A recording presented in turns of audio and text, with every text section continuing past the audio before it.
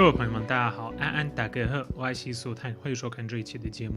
今天我想分享一部影片给大家看，这一部影片也是跟最近中共针对维吾尔人所进行的种族灭绝有关系，它也是一位维吾尔人权活动家 Arslan Hidayat 的家人的故事。那么在这部影片后面是我访问 Arslan 的影片，我希望更多的台湾人可以了解现在东突厥斯坦那边在发生的事情，同时我也希望 Arslan 可以跟他的家人早日团聚，我也祝东突厥斯坦独立。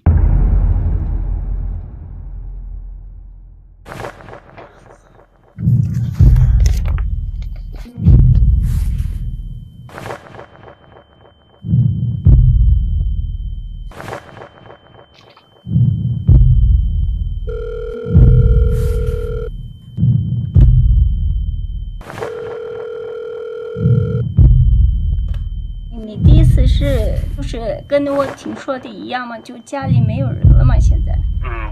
应该是对，就是按照这个我们得到的这个情况是这样的。这个怎么可能反正就再说我妈妈有什么罪？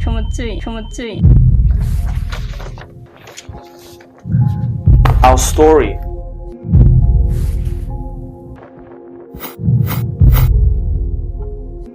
My name is Arslan Hidayat. I want to talk about how the Uyghur genocide is directly affecting me and my family.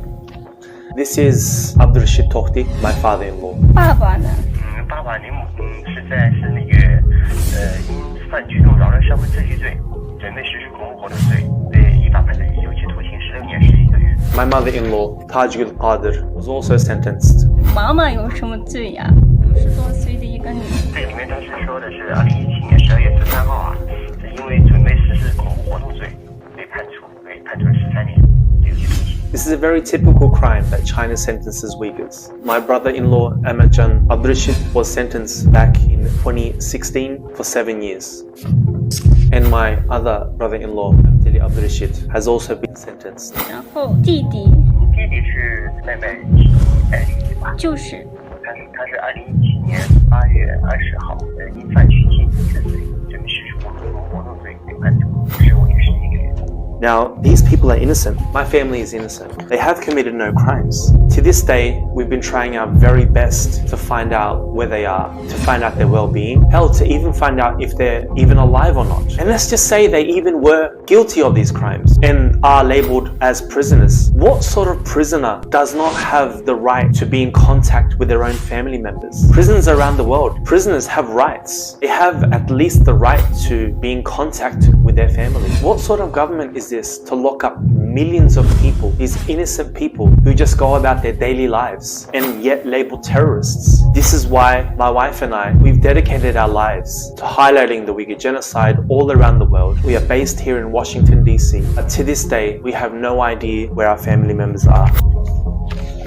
I mean, just look at the state of our family home. Our search for Noor's family took us to the outskirts of Kashgar. Next door, we found her house derelict and abandoned. Oh my God. I called her and showed her what we had found. It was clearly very upsetting. Our story has been covered widely in mainstream news media, but still no answer as to the whereabouts of our family members. We demand that the Chinese government, the Chinese regime, release our family members and unite them with us. And we demand that they release every illegally imprisoned, arbitrarily detained Uyghur in concentration camps, in forced labor facilities, and prisons. And we will not stop until our demands are met. 他们在哪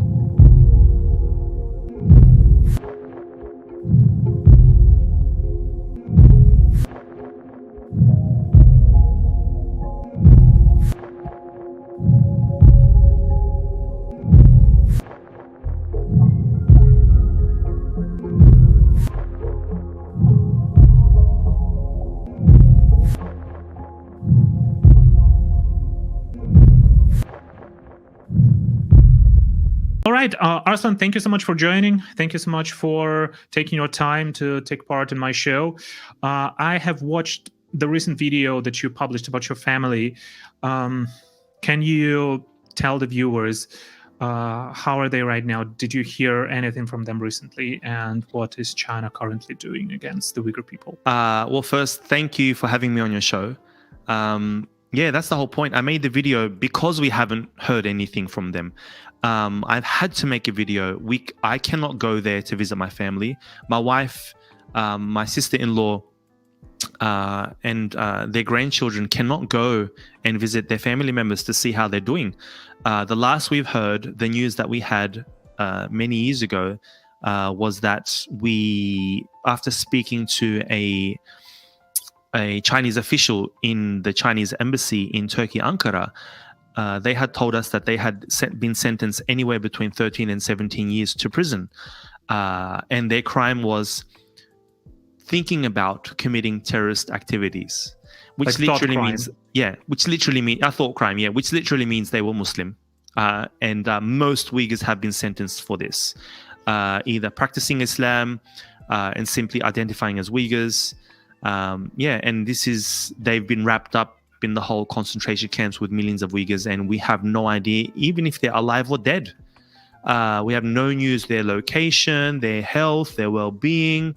We have nothing. China has also signed all kinds of international agreements and conventions, and prisoners, even though if they committed a crime, but your family members, they are innocent, but even if they committed a crime, they have a right to have some, communication by mail, or to see their family members if they have any. But it seems like there is no option for your family members to just even to contact you, right? Exactly. The normal situation would be that we would fly over there and we would be guaranteed our safety. We would be able to have visitation rights with them to see them, how they're going. Most countries, do this. But the moment we buy a ticket, we would be on China's radar. And the moment that we land in East Turkestan or any other part in China, we would be arrested on the spot and ourselves taken into a concentration camp and/or prison, simply for the activities that we've been doing out here in the West. And you might think, what are you planning to do, Arslan? Well, we haven't been doing anything. We've been freely protesting. We've been using our rights that we have as citizens of, whether it be American, Australian, or whatever, simply asking, where is our family? And you can get into a lot of trouble, and your family can get into a lot of trouble simply by demanding the Chinese government where your family members are. But how can they do that? You don't even have a Chinese ID. You're not a citizen of People's Republic of China. So if you go there, they can just take a foreigner and imprison him or her, or... Well, you remember the two Michaels? They're Canadian citizens. So China can come up with any sort of excuse. They can just make up a crime that you did, or just make up a crime that you supposedly did and lock you up and use you as a political pawn. For example, we have someone by the name of Hussein Jalil, a Canadian citizen who was abducted in Uzbekistan and is currently in a Chinese prison since, I believe, 2006. And Canadians haven't been able to do anything about that. So yes, China can do whatever they want when it comes to this. So it's even if you're a citizen of any nation, if you're on China's radar and you are in, within the borders of China, and they deem you as what they see you as dangerous, they'll just slap a crime on you. And arbitrarily detain you and arrest you, not give you consular assistance. And we have had citizens and permanent residents of Western countries, of other countries that have been detained and are still detained in China's concentration camps. But were they able to contact their embassies? For example, if there is some have. We have heard of a few Australians that were of Canada, for example. Yeah, so we have heard of some Australians that were detained. Okay. They were let go after a few weeks, but they were detained. They had no consular assistance at the beginning, and eventually they realized that it would cause a fuss with them after they did their own background checks. But yeah, it's very dangerous, especially for someone like me that's very much in China's spotlight. I work for Campaign for Uyghurs. We are targeted by the Chinese regime. Our executive director, Rushan Abbas, is targeted by the Chinese regime. Her sister, Gulshan Abbas, has been sentenced to 20-something years for similar crimes like my family have been sentenced to. She has no access and she has no information as to where her sister is. So, and she's an American citizen. And one of the reasons why her sister was detained is because she exercised her rights as an American citizen to talk about what's happening with the Uyghur genocide. When was the last time since you've been to East Turkestan? The last time I was there was 2014, at the end of 2014, around August. It was after Xi Jinping already was in power. Do you think that there was any changing point in between like different Chinese rulers in terms of Uyghur rights? Was it better before Xi Jinping, or was it like the same level of human rights violations committed by the communist regime? Yeah, well, as a kid, I was lucky enough for my parents to take me to East Turkestan every 3 or 4 years. We would stay anywhere between 4 to 6 months each time. And generally speaking, from my experience in Urumqi, things were pretty good. Not too bad. Obviously, there are different policies happening in different cities. There is a general restriction of religion and general restriction of culture, as long as you didn't go past the red line. And the red line was much higher up. But with Xi Jinping, the red line, that cultural filter or that religious filter went down a lot. And so, for example, my time, especially after the Urumqi riots, now every 10 years or so, there is a big, whether it be riots or protests or massacres, happen every 10 or so years. Whether it be the Bahrain massacre, which happened in April 1990, the Gulja massacre, which happened on February 5, 1997, and in 2 days we'll be commemorating the 26th anniversary of that, or the Urumqi massacre, which happened on July 5th, 2009. So around 2011, when I went there, it was pretty free. You had women in hijab, people going to the mosques. It was quite free. There's always a sort of political tension. There are some things that you can't say. As long as you were not politically active, calling for a separate state, you were generally free. In 2014, what I had noticed was, and what many people had noticed was, a lot of people were being sent back to their hometowns because they didn't have hukou or the residence permit for Urumqi. And I had personally seen houses sort of stickered up. They were locked up. And a lot of people in the hospitality industry, a lot of people in the tourism industry were complaining about that there weren't enough workers because those individuals had to go back. And it wasn't until 2 or 3 years later, we now realize why, that they were being sent off into concentration camps. And so, yes, after Xi Jinping, obviously all Chinese leaders are oppressive in nature, but when it came to Xi Jinping, he really took the bar really low about what freedoms you had. Before, the only types of people that would be detained or arbitrarily detained or be sent off into education or be given prison sentences were individuals that were very influential. So if a person, because of one person, if 1,000 people became religious and started praying, that one person or the immediate group around him would be arrested and detained. When it came to 2016 and 17, it was fair game for everyone. If you're simply a Uyghur who had no religious affiliation, who had really no, even people that were in government who had worked, I would say religiously for the CCP, that would, not leave out any T's or I's, that they walked the CCP, they kowtowed the line, they were on the verge of retiring or had already retired. These individuals were also taken in. Hell, we even had leaders of the Xinjiang government, Nur Behri. He was taken in for so-called tax evasion, which is a classic crime.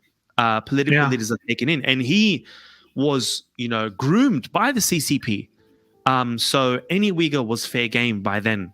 So it doesn't matter if you have been supportive to the CCP, or if you've been protesting the CCP, or if you've just been living your life, doing your business. It didn't matter. they would have just incarcerated you, like for whatever reason they would have found. Yeah, that actually is, I think that's very important for the Taiwanese people to know, because right now there are some voices in Taiwan that, what if we just surrender to China? Maybe they won't touch us. But I think like what's going on in East Turkestan is actually it's a very bad example. It's a very scary example for the whole world to learn. But basically, that only teaches you that you should not trust the totalitarian governments, and whenever happens, you should stand by your sovereignty. And I also hope that the support over sovereignty of East Turkestan in Taiwan will also grow. Because like not only talking about Taiwan, but talking about the whole world. What should the countries do to help Uyghurs? That some of them who are right now in East Turkestan, and for those who are seeking asylum also. Well, they should be doing a lot more in holding China accountable. Now, unfortunately, China isn't your Syria or Iraq or Afghanistan. You know, they're not a pushover country. They very much have an influence in the world. And, you know, the countries that they do have influence in, especially second and third world countries in the Middle East, countries in South America, in Africa, they really need to stand by Uyghurs. You know, in my view, the West, America, Europe, Australia have done so much for the Uyghurs as is. It's time for the fellow Muslim countries to also stand up for their own Muslim brethren. We've seen time and time again, and Muslim leaders or Muslim governments, Muslim majority governments backstab Uyghurs, you know, supporting resolutions or supporting votes in favor of China, going on Potemkin tours, you know, buying into the propaganda that China feeds them. They really need to wake up. They really need to listen to us, Uyghur groups, Uyghur victims, hear our stories and believe our stories, because you could be put on any Potemkin tour, but you cannot hide the fact that I cannot contact my family members or any other people. You cannot deny our stories. You can go on a tour. How about they put me on a tour? How about they give me a visa to visit, but also guarantee my safety? You know, I would love, like, my job is, I'm a full-time Uyghur advocate. Wouldn't it be easy to make me a liar just by letting my family go and say, Arslan, you're a liar. Look, your family's free. I would love to be proven a liar. You know, they say, Arslan, you're lying. Well, prove me wrong. Give me access, get me a visa, I'll buy my own ticket there, and let me visit my own family. Yeah, or let independent human rights advocates, journalists come in. Like for example, Adrian Sands has been writing a lot about Uyghur genocide. Let him in. If you don't want to let Uyghur people come in, let Adrian Sands. He's German. He's independent. Supposed to be. And right now, China is only sanctioning him without even letting him visit his Turkestan. Like, that's one of the hypocritical actions of the Chinese government. And I also agree with the point that more should be done to help Uyghur people, and we should do everything in our powers to stop the genocide, to stop what's going on. And what has been scary, like last year when Bachelet visited Turkestan and even praised China for China's policies, but at the same time that there is proof that human rights in East Turkestan are being violated. Just one last question to you, Arslan. Thank you so much. What do you have anything to say to the Taiwanese people? Have you been to Taiwan? I haven't been to Taiwan. I would love to go. My message to Taiwanese people is to support Uyghur people. We have said this time and time again. If you do not support Uyghurs, you will be just like us. You really need to wake up, because China's threats, China wanting to occupy you as well, you know, don't take this lightly. Things can change very, very quickly. We saw what happened in Hong Kong. We've seen what's happened in Ukraine. Things can change overnight.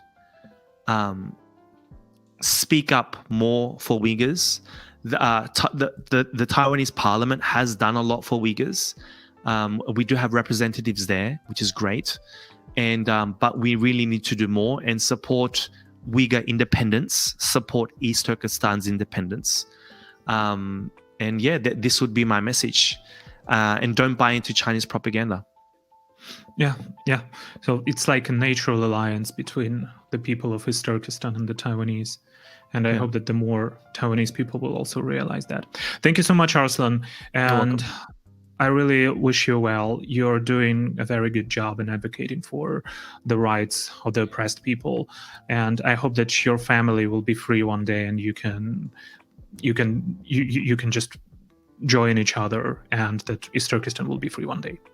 Thank you so much. Thank you.